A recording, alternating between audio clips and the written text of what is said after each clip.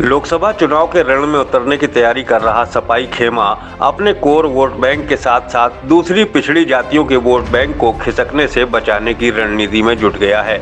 प्रदेश में यादवों के बाद पिछड़ों का प्रतिनिधित्व करने वाली कुर्मी बिरादरी के वोटों का बिखराव रोकने के लिए अखिलेश यादव ने अभी से तैयारी शुरू कर दी है।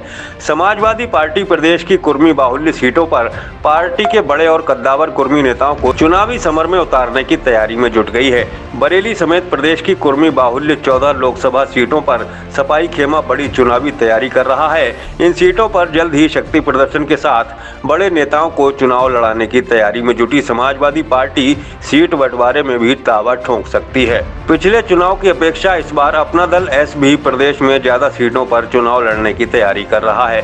ऐसे में कुर्मी बाहुल्य जिन सीटों पर अपना दल फोकस कर रहा है, उन सीटों पर सपा भी अपने बड़े प्रभावशाली कुर्मी नेताओं को चुनाव लड़ाने की रणनीति पर काम कर रही है। हालांकि सपा के सियासी दांव की काट के लिए अपना दल ने भी इन सीटों के लिए खास रणनीति तैयार की है।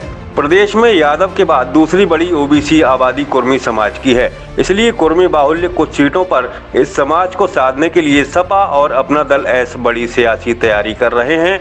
अपना दल की अध्यक्ष अनुप्रिया पटेल जहां खुद इस समाज का बड़ा चेहरा हैं, वे खुद अपनी बिरादरी को सहेजने में जुटी हैं।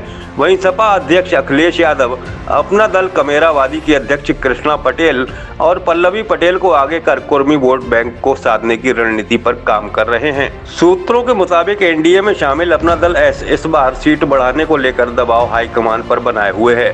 खास तौर से प्रतापगढ़ और अंबेडकर नगर सीट पर अपना दल की नजर है। पिछले दिनों अनुप्रिया पटेल ने इन दोनों जिलों में 2 बड़े कार्यक्रम करके यहां से चुनावी शंखनाद के संकेत भी दे दिए थे।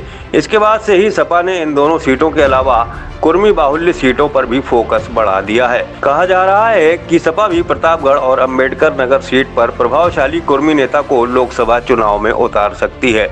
ऐसे में अगर ये दोनों सीटें अनुप्रिया के खाते में जाती हैं तो उन्हें यहाँ सपा से कड़ी टक्कर मिलने के आसार दिख रहे हैं। सपा अपने सबसे मजबूत मुस्लिम वोट बैंक के खिसकने के अंदेशे को देखते हुए अब पिछड़ी जाति को अपने पाले में लाने को बेताब है।